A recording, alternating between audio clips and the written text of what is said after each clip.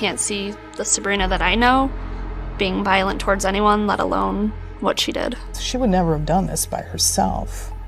At the time, the police's only other lead was Kevin Knoefel, the victim's husband and Sabrina's foster father. We're just trying to figure out what happened that night. You know, his wife was brutally murdered here. And you can feel free to talk. He's no aware, so thanks. How about your relationship with Sabrina? No. Kevin? No. But someone else knew what really happened. On the night of the murder, Megan Zanella, Sabrina's foster sister, was also present at the scene. 911, what's an emergency? My name is Megan Zanella, and I am the daughter of Lisa Knoefel. This is my first interview, and I have been waiting for this since my mom passed away. After calling 911, Megan waited 6 agonizing minutes before the police arrived. She tried to fight off Sabrina, but at only 13, she was easily overwhelmed. Eventually, she heard the sirens wailing in the distance. I rush outside to meet them, and they point a gun at me because they thought I was Sabrina. She's waving her hands. You need to hurry, hurry, hurry. Worst case scenario was going through my head. What am I going to see? How bad is this going to be? After clearing up the confusion, the officers entered the residence. They called out to Sabrina and Lisa, but were met with only eerie silence. Eventually, after entering the first room past the stairs, the officers came face to face with Sabrina, covered in blood, knife in hand. It was a very tense couple seconds. I could see blood on the blade. I can see blood on her. Immediately, we started screaming to drop the knife. Sabrina looked straight at the officer for a couple of seconds, as if she was in a trance, before throwing away the knife and putting her hands up. While his partner cuffed her, Randy Mullinex approached Lisa's bed. I could barely even see. It looked like she literally showered in blood. I knew there was nothing I can do. After his partner dragged Sabrina outside, the officer began clearing the room when he suddenly heard something unusual. I could hear a child crying from my left.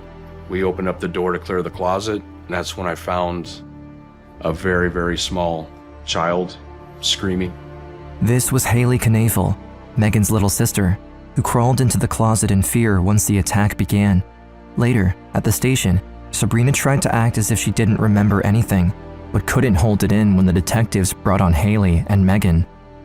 You're telling me Amy and Megan, mommy, or her mother? Correct. Oh, you had a knife. You stabbed Lisa. I don't believe this. Before we continue the story, we want to thank Aura for sponsoring this video. If you've ever looked for your name online, you might have stumbled upon your phone number, address, or even some confidential information like your social security number. In today's digital world, protecting your online presence is more crucial than ever. Recently, Ticketmaster was hacked, and the data of over 560 million users were put up for sale on the dark web. The data stolen includes full names, home addresses and email addresses, phone numbers, and even credit card data. This can not only lead to more spam, but even worse, fraud. Using Aura is a great way to combat this risk. Aura provides comprehensive protection against viruses, ransomware, and phishing attacks. Their advanced AI algorithms continuously monitor for threats, ensuring your data remains safe and your privacy intact. It takes care of all the steps needed to rid the internet of your private information.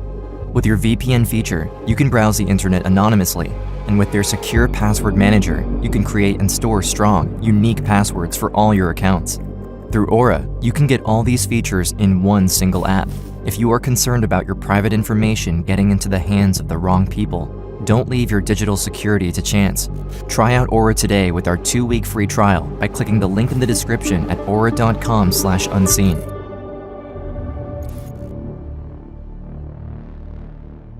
Megan's mother, Lisa Knoefel, first met Sabrina through her job as a social worker. During their conversation, Lisa felt a deep sense of empathy for the teenager. At 16 years old, Sabrina never had a stable home or foster parents, and longed for some sense of normalcy.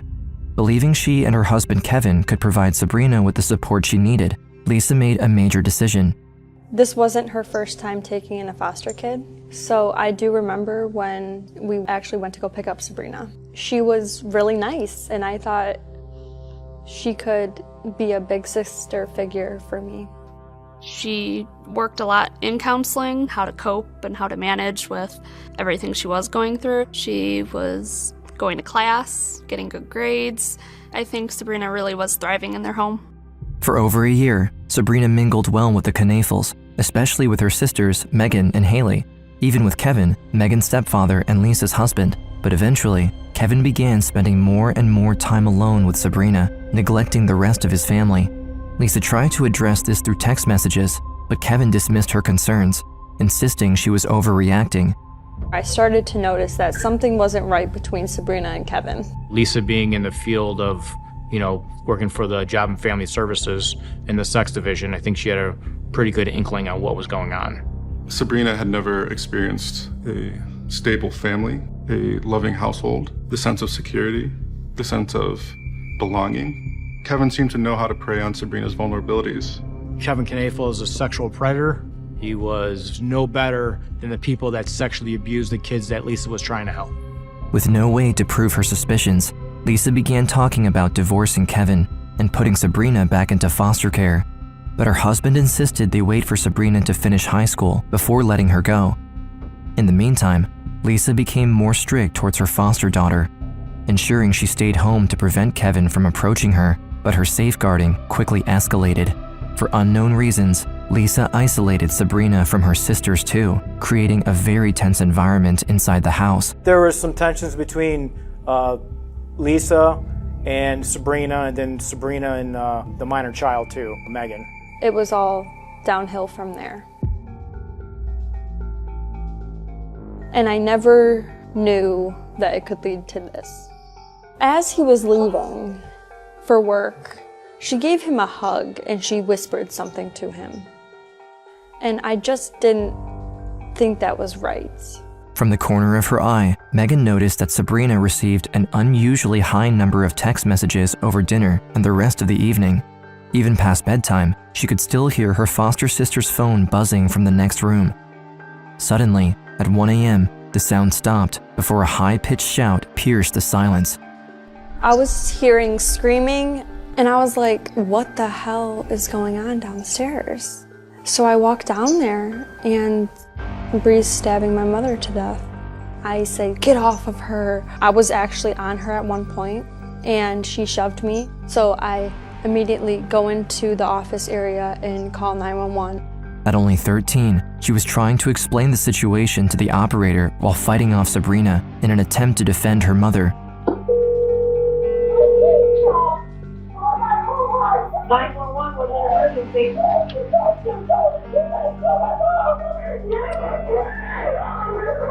going on? Who had the knife? My sister. Okay, does she still have it? Okay. What happened?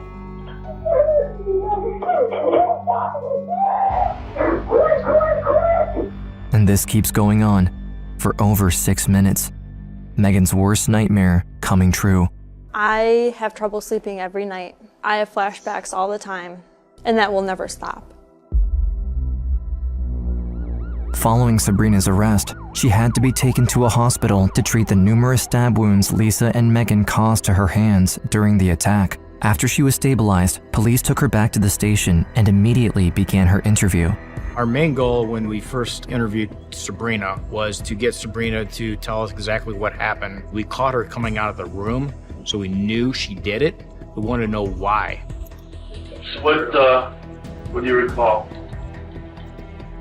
Yesterday? Mm-hmm. I don't know.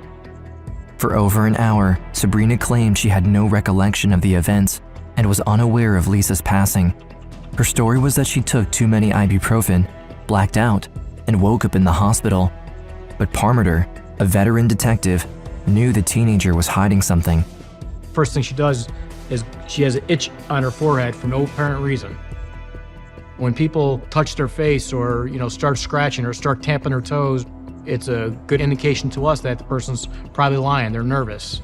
The detective couldn't gather anything from her except that she was deceptive.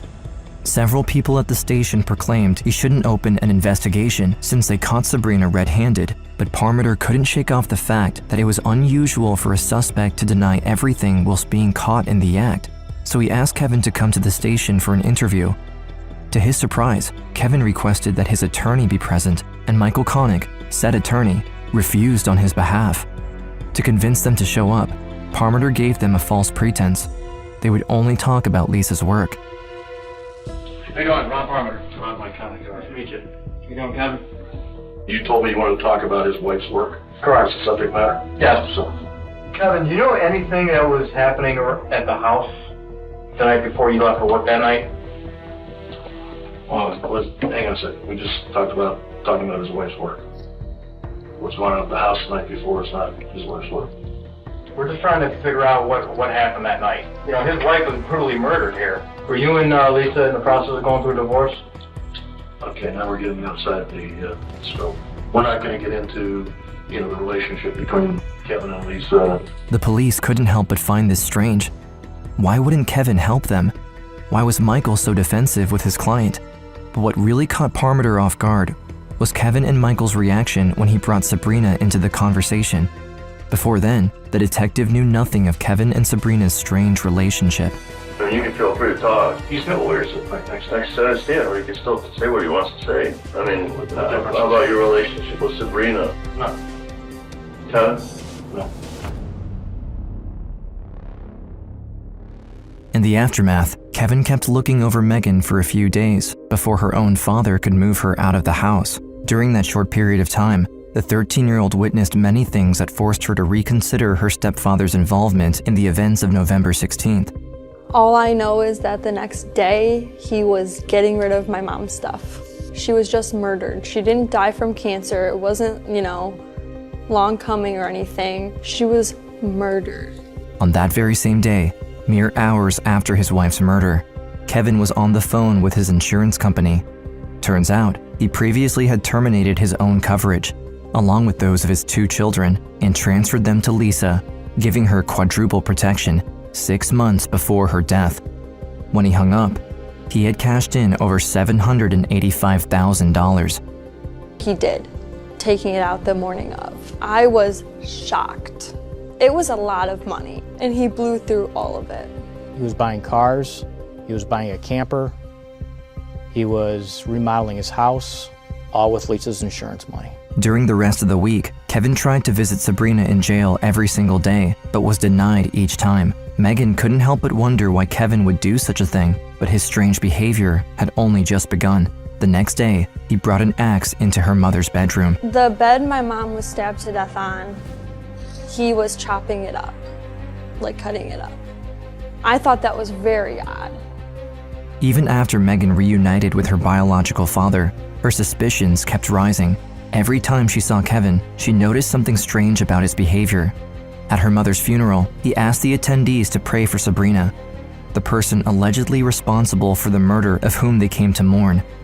By merely glancing at her stepfather on that day, Megan knew she was onto something. I was looking over at Kevin. He had no emotion. It's like my mom was never there. Your wife was murdered, and you haven't even cried once? That's weird and sketchy. And that's when I knew he did this.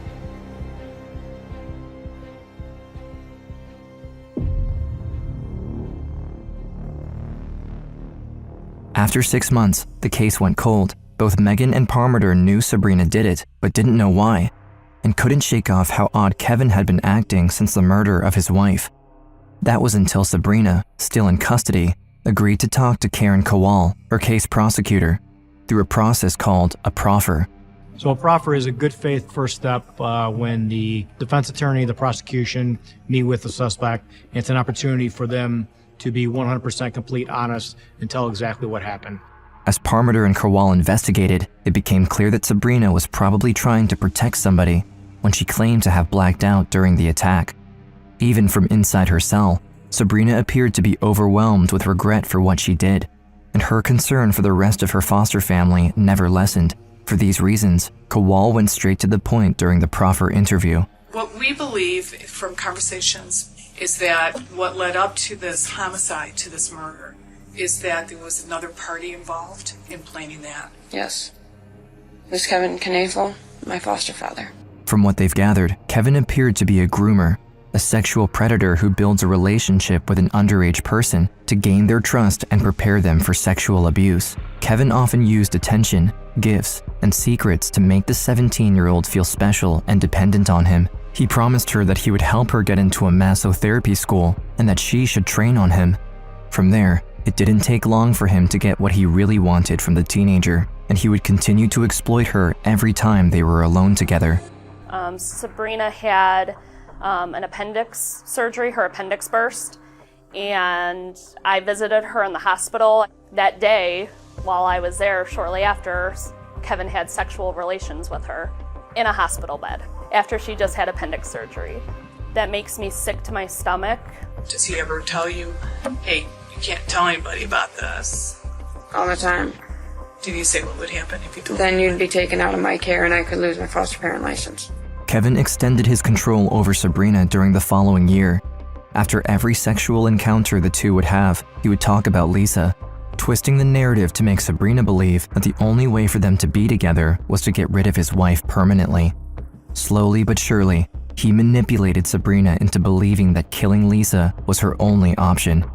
He wanted to get a divorce, but Haley, which is a 3-year-old daughter of his and her, was in the picture and she would get custody, and he didn't want that happening. He said, well, look, I'm gonna kill myself because I can't deal with this anymore. And so when he said that, it kind of triggered me. I was like, no, I don't want that to happen. That's what he manipulated me with. And so I was like, okay, I'll do it.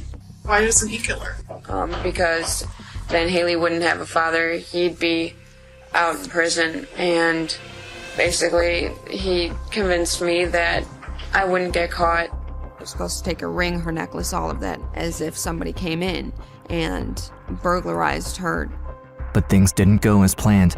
Lisa woke up while Sabrina stood frozen in front of her bed. Realizing she'd reached a point of no return, the teenager attacked her foster mother and fell into a blind rage when Lisa and Megan tried to fight back. Why did you stop? You realized this isn't going the way I thought it would. Because I said, well, it's too late now. I'm gonna go to jail anyway. Better just get it done. And then during the time when you would see Lisa, I mean, would you think like, oh, I can't do this? That my heart would beat out of my chest when just thinking about it. I still sit here in disbelief that I did it. Kowal and Parmiter were hesitant at first, since Sabrina could have easily invented everything. Yet, instead of demonstrating the usual behaviors associated with lying, Sabrina was now much more confident, assertive, and consistent in her account of the events. To back her claims, she even mentioned that someone else knew about the plot, her high school friend, Autumn Pavlik. Myself and Chief Assistant Prosecutor knocked on her door. We introduced ourselves, and she says, I've been expecting you guys.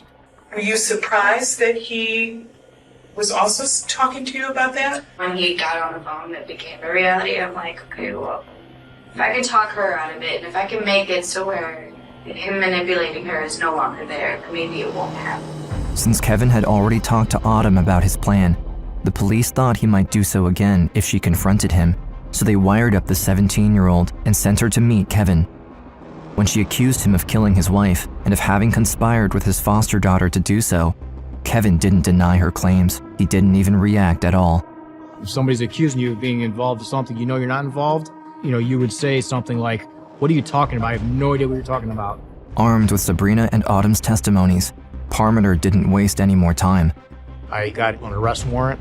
We went to Kevin Knoefel's house and we arrested him. I don't think he was surprised. It was kind of weird because he was sleeping up in Sabrina's room.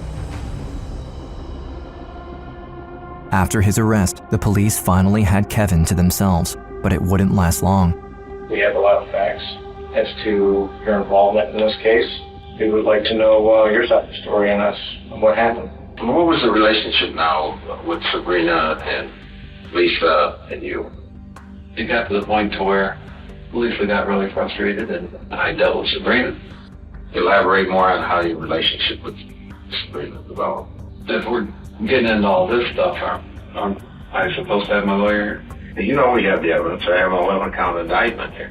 Lake County grand jury indicted the man for plotting to kill Lisa with help from his foster child. But that's not all. He's also accused of sexual battery for having a relationship with that child.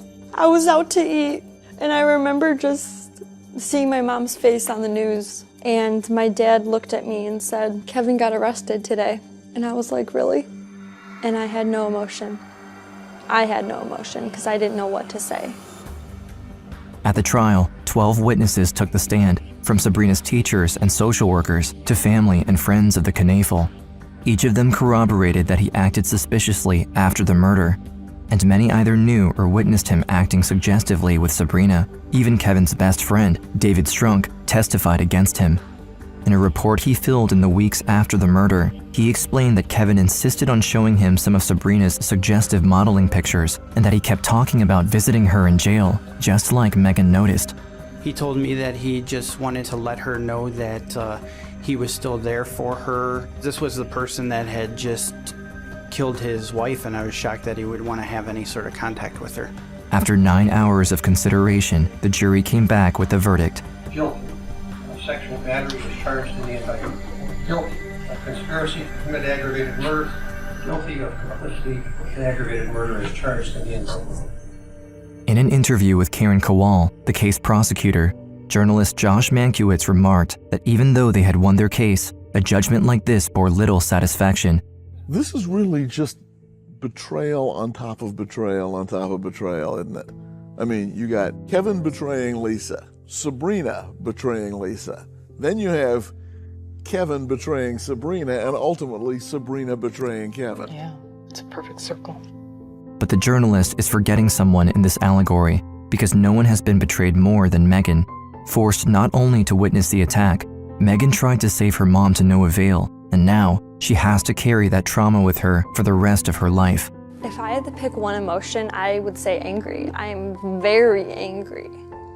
To take away someone who was helping a lot of people in their life and doing what they could for their family is awful.